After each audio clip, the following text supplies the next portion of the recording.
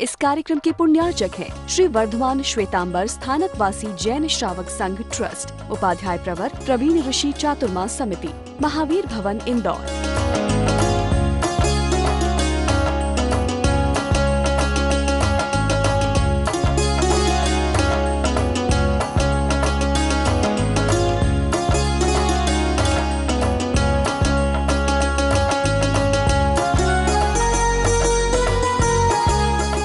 विराजमान श्री तीर्थेश्वर शिवनाथ साहब, विदुषी महासत्य वृंद, उपस्थित भव्य आत्माओं, जिन शासन किसे कहते हैं,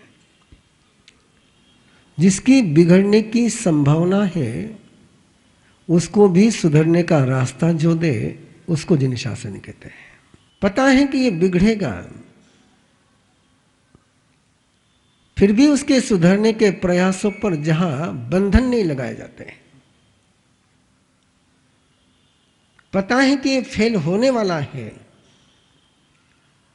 फिर भी जिसको एडमिशन लेने से मना नहीं किया जाता है, पता है कि ये काम सफल नहीं होने वाला है, फिर भी उसको करने की परमिशन जहां मिलती है।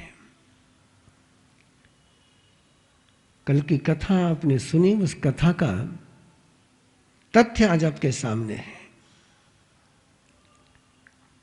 और ये हौसला जिन शासन में है, और ये हौसला आप में आना चाहिए। केवल संभावनाओं के आधार पर वर्तमान पर पाबंदी लगाना विकास के सारे रास्ते को बंद कर देना है। और संभावनाओं के आधार पर जब वर्तमान के रास्ते बंद नहीं किए जाते हैं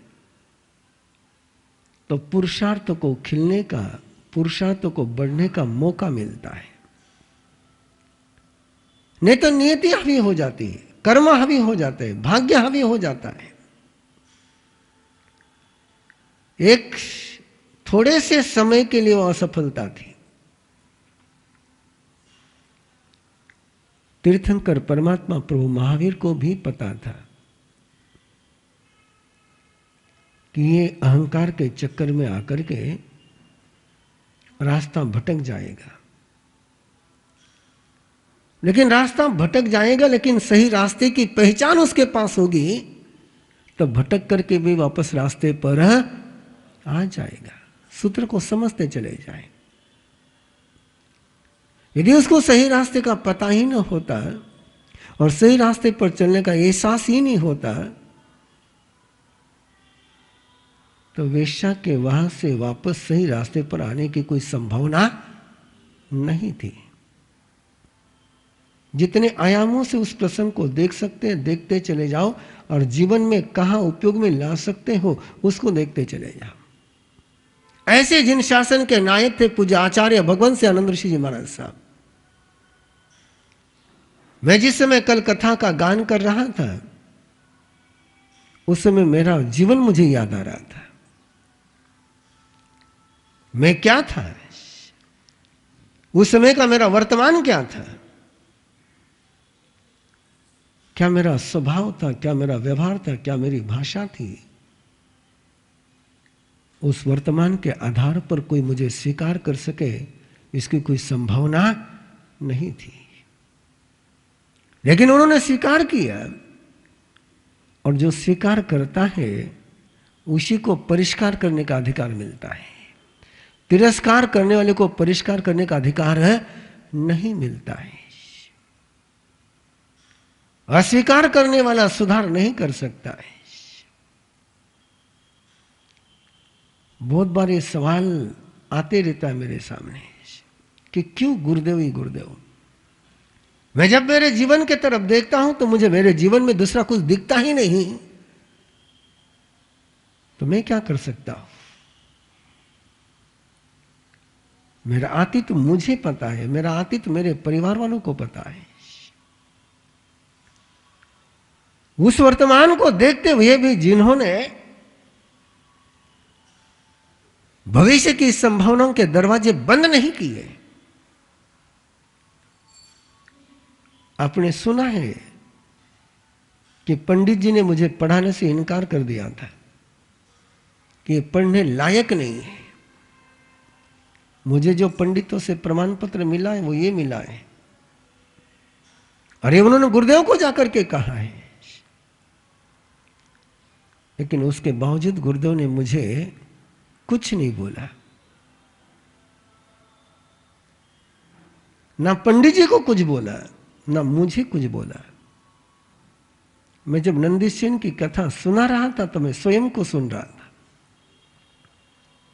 मैं उस गुरुदेव की कृपा को महसूस कर रहा था।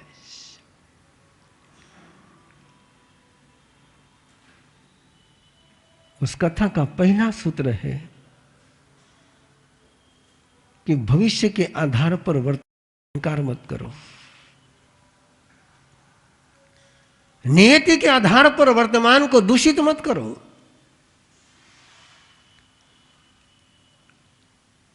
भाग्य के आधार पर पुरुषार्थ पर ताले मत लगाओ। और एक पल के लिए सोचो, यदि भविष्य की घटना के आधार पर नंदीसेन की साधना पर ताले लगाए जाते तो नंदीसेन की सुधरने की कोई संभावना भविष्य में भी नहीं बनती। वो कितना समय का था उसका, एक छोटा सा पैच, एक छोटा सा गड्ढा, एक छोटा सा शॉक, एक छोटा सा धक्का, लेकिन उस धक्के से उबरने की ताकत उसको कहां से मिली?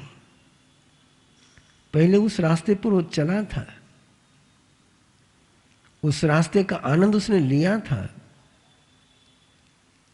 वो आनंद लिया, इसलिए वापस उस रास्ते पर वो आ सका। वर्तमान के आधार पर निर्णय करना चाहिए, ये पहला सूत्र है। दूसरा सूत्र याद रखिए, जो कल मैंने चलते चलते बोला था, जो मैं कर नहीं सकता हूं वो मैं कराता रहूंगा। जो मैं कर नहीं सकता हूं वो मैं कराता रहूंगा, और कराते कराते कराते कराते करने का सामर्थ्य आ जाएगा, जो कल वाक्य बोला नहीं गया था। कराते कराते करने का सामर्थ्य आ जाता है। करते करते कराने का सामर्थ्य आए या नहीं आए, लेकिन कराते कराते करने का सामर्थ्य आ जाता है। प्रयोग करके देखो, आपको प्रतिक्रमण याद करना है, याद नहीं होता है। अब दूसरे को प्रतिक्रमण सिखाना शुरू करो। सिखाते सिखाते याद हो जाएगा। सीखते सीखते याद नहीं होता होगा, लेकिन सिखाते सिखाते बराबर याद हो जाएगा। कि सीखते समय अपने में उतना उत्साह नहीं रहता जितना सिखाते समय रहता है। नंदीसेन जिस समय रोज 10 व्यक्तियों को संयम की राह पर भेज रहा था, तो जब तक उनको प्रतिबोध दे रहा था, जब तक उनको उद्बोधन दे रहा था, जब तक उनको प्रेरित कर रहा था, उस समय नंदीसेन कौन से भाव में रहता था? संयम के भावों में, संयम की प्रेम में, साधना के अनुराग में, साधना के भक्ति में। वो समय उसका संयम का प्रोत्साहन देने में जब बीतता है, तो जो शब्द दूसरे को सुनाए जाते हैं वो शब्द स्वयं भी तो सुनता ही होगा ना। और शब्द स्वयं को सुनते सुनते ये आप सोच रहे होंगे कि वेश्या ने बोला तुम 10वां हो जाओ, तुम्हारी होम मिनिस्टर बहुत बार बोलती है, पर असर नहीं होता है। क्यों नहीं होता है? कि उसके पहले संयम की साधना और संयम का अनुराग नहीं किया होता है। वो तो एक आखिरी कील थी। असंयम के ताबूत में गणिका ने ठोकी हुई आखिरी कील थी, लेकिन पहले की सारी कीलें स्वयं नंदीसेन ने ठोकी थी। वो ताबूत वेश्या ने नहीं तैयार किया था, वो ताबूत किसने तैयार किया था? सारा असंयम का कफन, सारे असंयम की मौत की यात्रा की तैयारी नंदीशन रोज कर रहा था। 10-10 व्यक्तियों को जिस समय वो प्रतिबोध दे रहा होगा, क्या उस समय उसके मन में स्वयं के भोग को लेकर के, स्वयं के मजबूरी को लेकर के पीड़ा नहीं जन्मती होगी, पीड़ा नहीं जन्मी होगी? और वही पीड़ा संयम की क्रीड़ा के लिए बल दे जाती है। वही खंत संयम की शक्ति बन जाती है।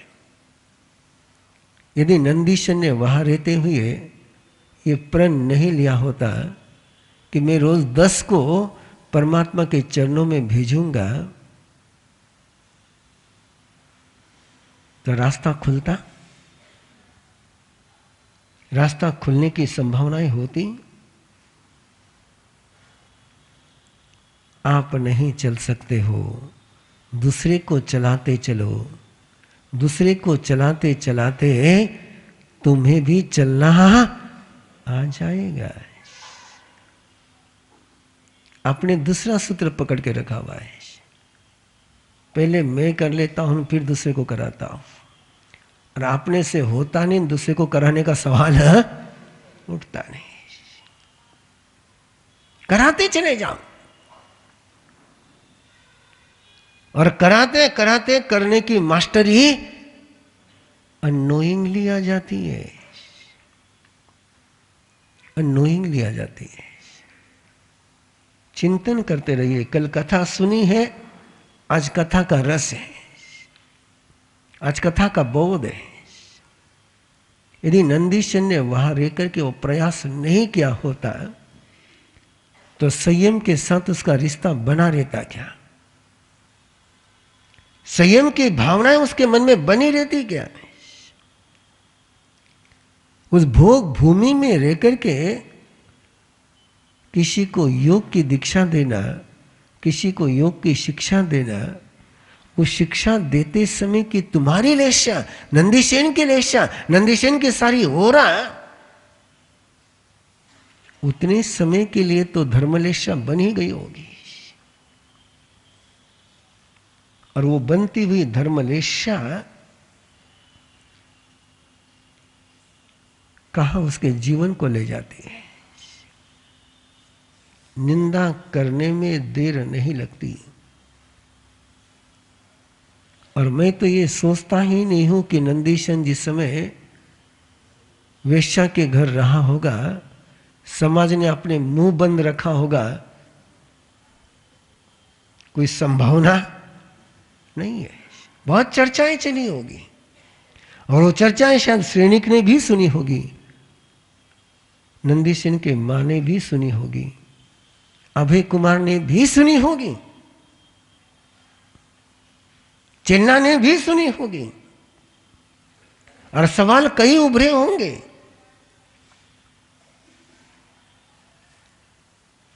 कितने ही सवाल उभरे होंगे।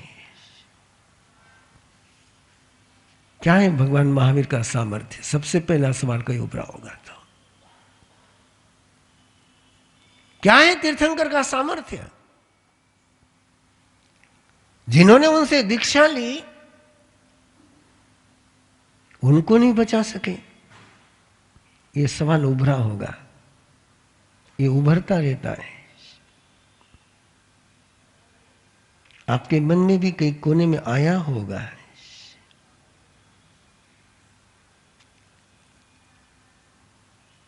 लेकिन इस बात पर ध्यान रखिए, वो तीर्थंकर का ही शासन था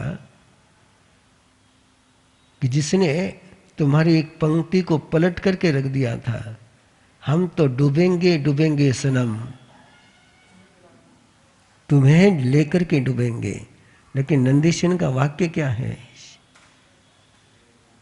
मैं डूबता रहूं लोगी तो भी तुमको तिराता रहूंगा।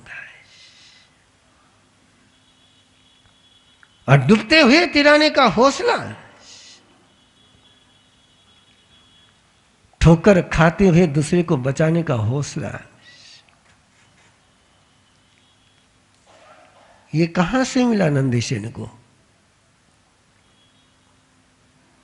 ये नंदीसेन के पास कहां से आया? ये कोई नेचुरल नहीं है, ये कोई संसार से मिला हुआ सूत्र नहीं है, ये तीर्थंकर से मिला हुआ सूत्र था। इसलिए आपको याद हो तो परमात्मा ने उसको कहा था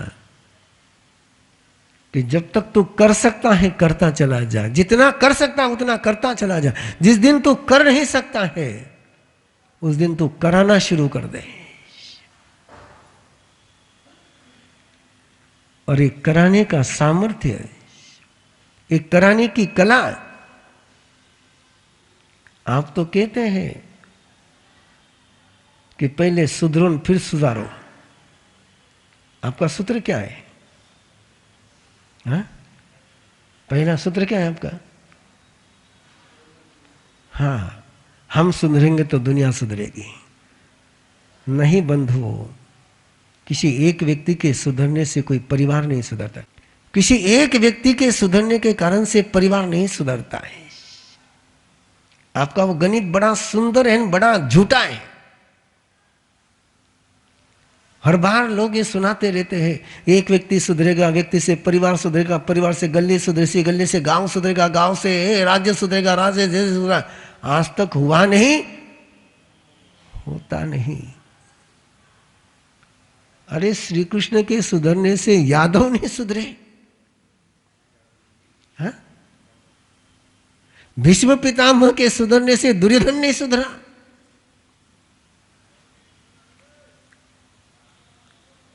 लेकिन आप लोग पता नहीं, जब सुनते हो तब दिमाग को ताला लगा करके सुनते हो कि खोल करके सुनते हो।